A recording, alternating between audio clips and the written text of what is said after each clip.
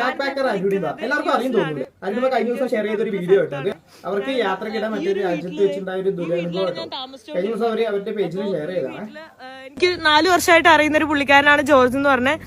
ആള് ഭയങ്കര പാവമായിരുന്നു. എന്നെ എയർപോർട്ടിൽ നിന്നൊക്കെ വിളിച്ചു. ഞാൻ ഈ പുള്ളിക്കാരന്റെ വീട്ടിലൊക്കെ പോയി താമസിച്ചു. അവരുടെ മക്കളും മക്കളുടെ വീട്ടിലും, അതായത് ആള് വലിഞ്ഞേറി വന്ന പോലെയാണ് ആള് ഇവിടെ താമസിക്കുന്നത്. അത് എനിക്കറിയില്ലായിരുന്നു. എൻ്റെ അടുത്ത് സ്നേഹത്തോടെ വിളിച്ചു ഇവിടെ വന്ന് താമസിക്കാൻ പറഞ്ഞപ്പോൾ ഒരുപാട്, നിങ്ങൾക്ക് അറിയാം, എൻ്റെ വീഡിയോയിൽ കാണുന്നവർക്ക് അറിയാം, ഞാൻ ഒരുപാട് വീടുകളിൽ പോയിട്ട് അങ്ങനെ താമസിക്കാറുണ്ട് എന്നെ സ്നേഹത്തോടെ വിളിക്കുമ്പോൾ. സോ ഞാൻ അങ്ങനെ ഇവിടെയും വന്ന് താമസിച്ചതാണ്. പക്ഷെ അമേരിക്ക വന്ന ഫസ്റ്റ് ഡേയിൽ രണ്ടാമത്തെ ദിവസമാണെന്ന്, രണ്ടാമത്തെ ദിവസം തന്നെ ഇങ്ങനെ ഉണ്ടാവുമെന്ന് ഞാൻ വിചാരിച്ചില്ല. അതായത് 2 ദിവസം ഞാൻ താമസിച്ചിരുന്നു. ഇപ്പൊ 3ാമത്തെ നൈറ്റായി. സോ ആളാണ് എന്നെ എയർപോർട്ടിൽ നിന്ന് വന്ന് വിളിച്ചതും. അത് കഴിഞ്ഞിട്ട് ഞാൻ ഇവിടെ വന്ന്, നിങ്ങൾ കണ്ടിട്ടുണ്ടാവും, എൻ്റെ കൂടെ ന്യൂയോർക്ക് സിറ്റിയിലെല്ലാം വന്നു.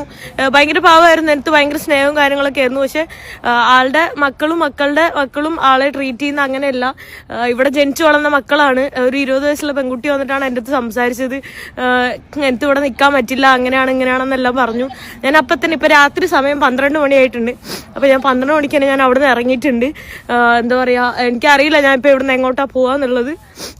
പെട്ടെന്ന് രാത്രി പറയുമ്പോൾ എനിക്ക് ഈവൻ അറിയുന്ന വേറെ ആൾക്കാരുണ്ടെങ്കിൽ പോലും അവരെനിക്ക് ഈ രാത്രി വിളിച്ച് ബുദ്ധിമുട്ടിക്കാൻ പറ്റില്ല. അതുകൊണ്ട് ഞാൻ എന്തായാലും അവിടെ നിന്ന് ഇറങ്ങിയിട്ടുണ്ട്. പുള്ളിക്കാരൻ ഭയങ്കര ഭാവമാണ്. നിങ്ങളിനി വീഡിയോ കണ്ടിട്ട് ആള് മോശമായി ചെയ്തതെന്ന് ആലോചിക്കുമല്ലോ എന്ന് ഓർത്തോണ്ടാണ് ഞാൻ ഇത്രയും പറഞ്ഞത്.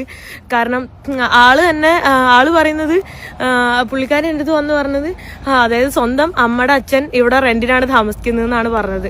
അതായത് മേ ബി അമേരിക്കയിലെ കൾച്ചർ അങ്ങനെ ആയിരിക്കും, ഇവിടെ ജനിച്ചു വളർന്ന മലയാളീസും അല്ലെ അങ്ങനെ ആയിരിക്കും കൾച്ചർ.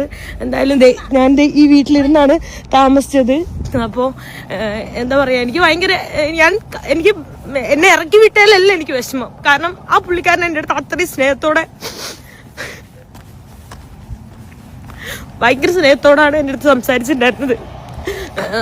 അത്രയും ആളെന്നെ ഇന്ന് വയ്യ 10-70 വയസ്സുണ്ട്. ആ 70 വയസ്സുള്ള ആളെന്നെ ന്യൂയോർക്കെല്ലാം കറക്കാനെല്ലാം കൊണ്ടുപോയി.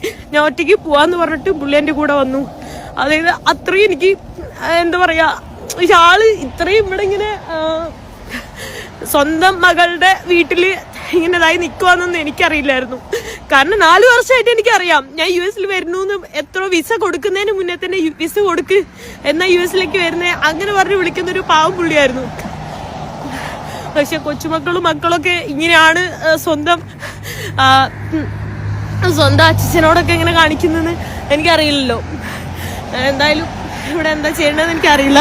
ഞാനിപ്പോൾ ഇവിടെ നെടുറോട്ടിലേക്ക്, ഇവിടെയാണെങ്കിൽ ഇപ്പോൾ മഴയും നല്ല തണുപ്പൊക്കെയാണ്. ഇപ്പോൾ ഒരു 6 ഡിഗ്രി ഒക്കെയാണ് ഇവിടെ ഉള്ളത്.